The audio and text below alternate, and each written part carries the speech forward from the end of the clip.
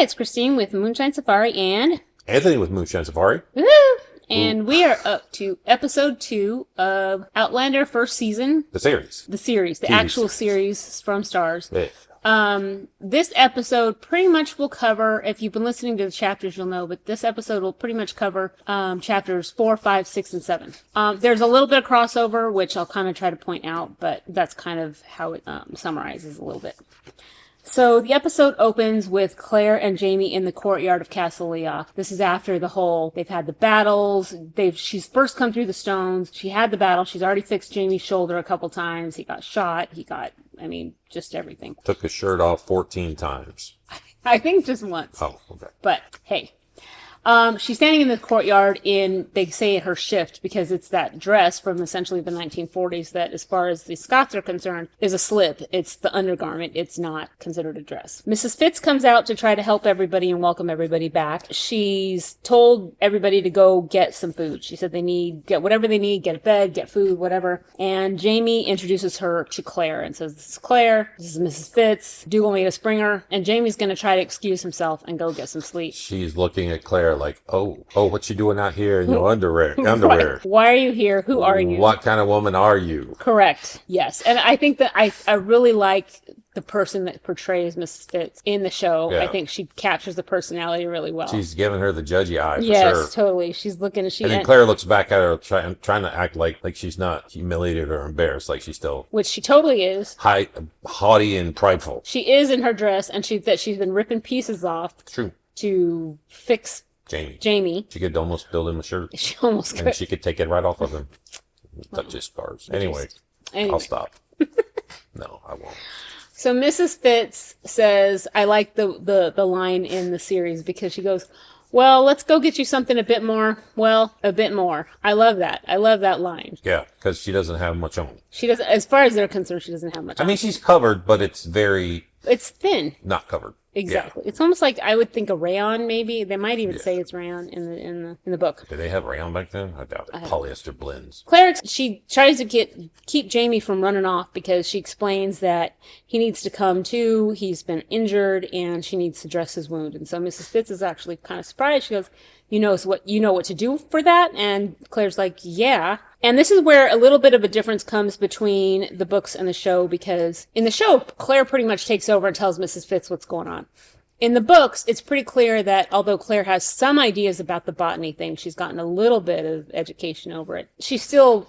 modern medical techniques is what she knows how to do. Mrs. Fitz is the one that kind of tells her, let's do this, let's do that here, whatever. And so Claire's it's kind of a combination of the two people working together. And Mrs. Fitz is actually pretty glad that Claire knows how to handle it. She uses garlic to try to clean the wound. At the time, then he starts explaining what's happened to his back, because she sees the scars. She hadn't really seen the scars before because he still had his shirt on, but she has seen the scars now, especially because she also has a little bit better light. They have a long talk about how he talked about, yes. So anyway, they're chatting, they're sitting there, and she's dressing his wounds and stuff. He kind of gives her the whole story about what happened when he was in his castle, wherever he was from. Because at this point, she doesn't know his real last name or anything. She just knows him by Jamie McTavish, which is not his last name, obviously. He starts to tell her the story about his sister being at his house with him, and the dad was away at the funeral, and all of a sudden, there's English soldiers, and there's an argument that ensues. They threaten to rape his sister. All of this thing, he ends up getting knocked out eventually, and the sister agrees to go with the English soldiers, because she's afraid that they're going to kill Jamie. Well, in the story, that's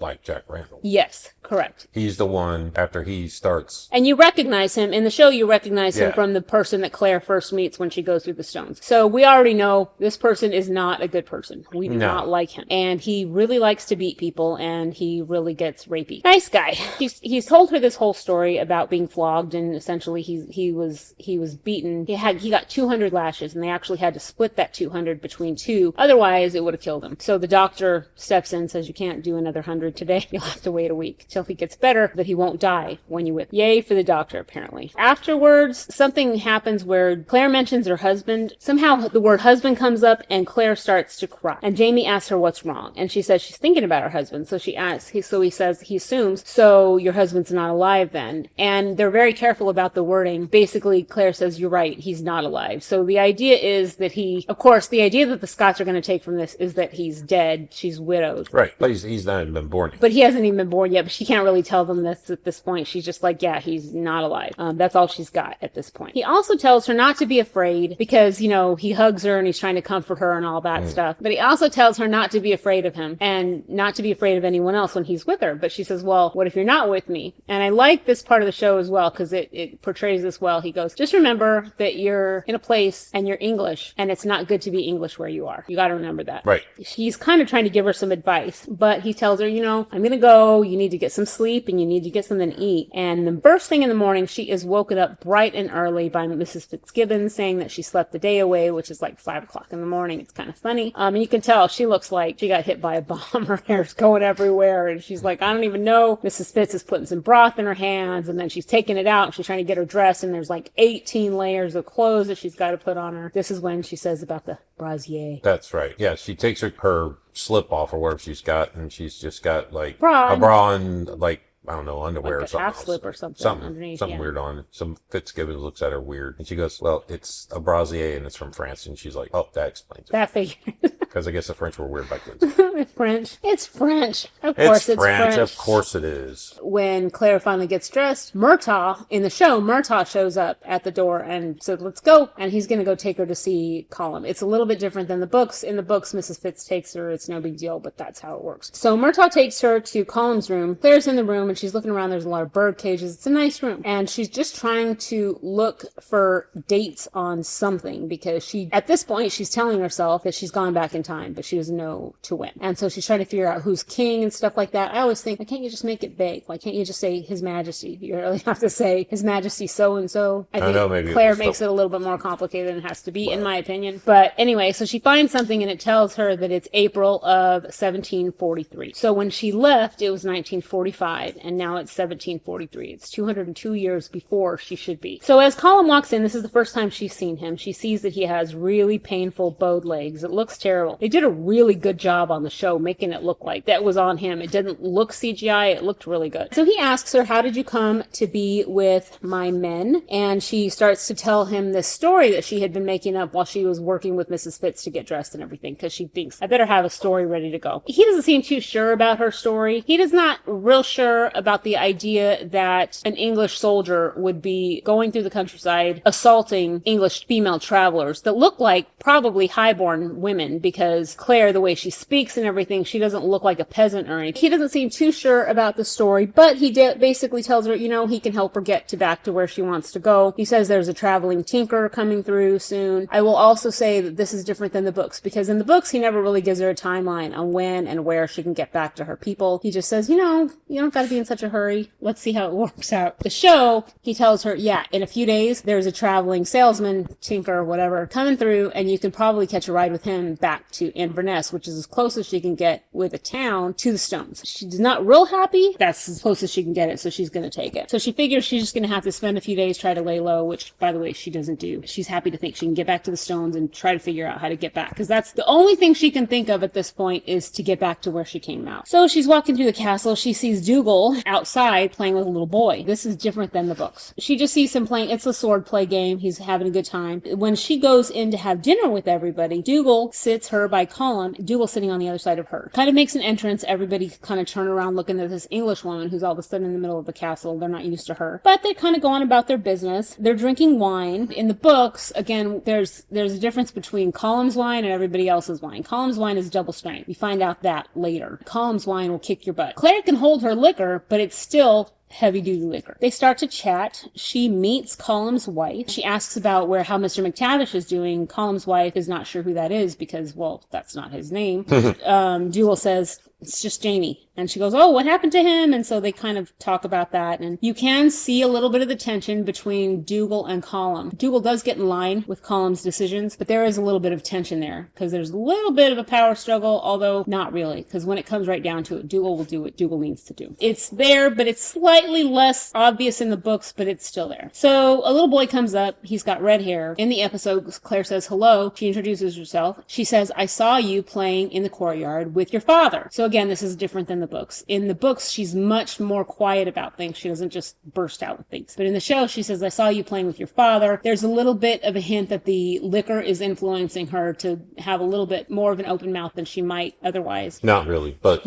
All of a sudden, everybody looks at her, and she goes, certainly, Dougal, you remember you were playing with him. And the little boy says his name is Hamish, and he is Colum's son, not Dougal's son. Oops. Now she stepped in it, and she has decided that she's not being as careful as she should be, and she realizes she probably had too much wine, and she also realizes that she fell for the trick that Frank said that people used to fall for, in that the interrogation is continuing while you're being plied with food and drink and everything, so you let your guard down and you start to talk when you shouldn't, which is exactly what she did. So she decides she better go. The next day, she goes to find Jamie and tend his wounds again.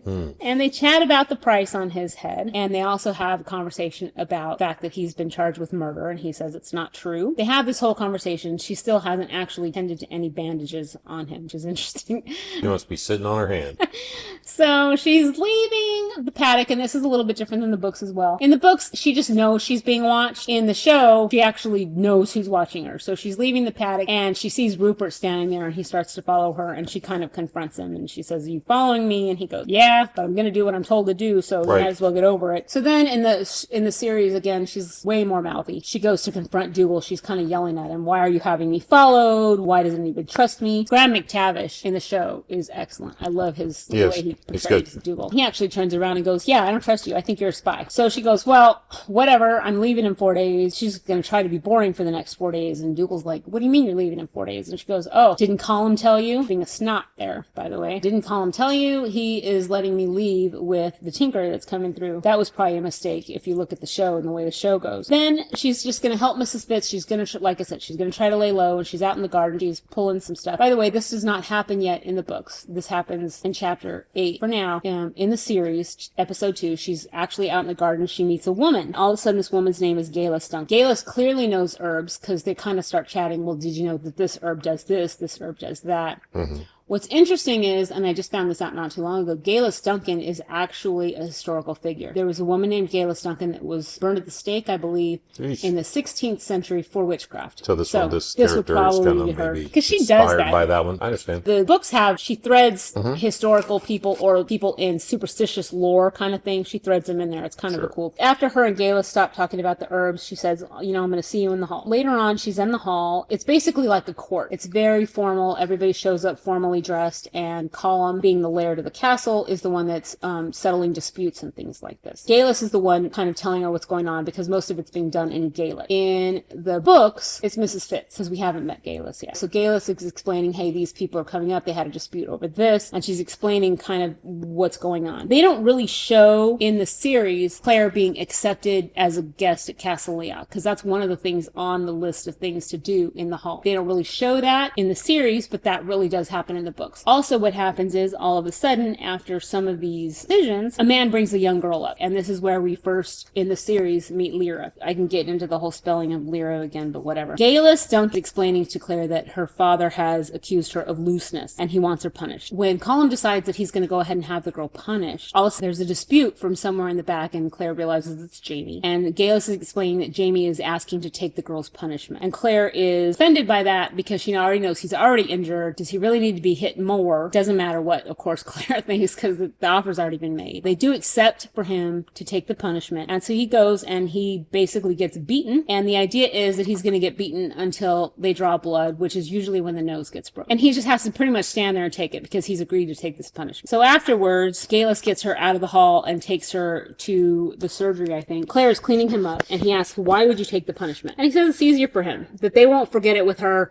It'll be hard for her. She'll be embarrassed and all that that stuff, but eventually, for him, he'll get over it in a day or two. He said, he's sore, but he's not really damaged. And what you can see in this, I think, is Jamie's protective instinct. When his sister is being threatened by Blackjack Randall, he says, I don't care what they do to me, don't go with it. Because his protective instinct kicks in. When he tells Claire, don't be afraid of anyone while you're with me, it's protective. When the girl's going to get hurt because she's been accused of looseness, he's protecting her. He's always protecting somebody. He's getting hurt for it, but he's always trying to protect somebody. So you can see his protective instincts. That seems to run through his family, by the way. So Mrs. Fitz helps, and in the books, this is where she shows Claire how to use the leashes, but Mrs. Fitz also tells Claire at this point that Lyra is her granddaughter. When they're finishing up, Claire says she's leaving the next day, that the Tinker's coming through, and so she thinks this is goodbye with Jamie. The next day, she's getting ready to leave, she's packing up everything, and Duel comes in and he tells her he needs to talk to her. And she's actually at the wagon with the Tinker, and he goes, no, you gotta come and talk to my brother first. And he takes her in there, and she remembers exploring the room with Frank that she's in right now. She's been taken, you don't know this yet, but she's been taken to the surgery of the castle. She remembers her and Frank being in here when they were in 1945, and they were speculating about the room, and all of a sudden Colum's there. Colum tells her that, guess what, you're not leaving. And she says, why? And he goes, I don't know who you are, but I know you have secrets, and I'm not letting you go yet. This is your new surgery.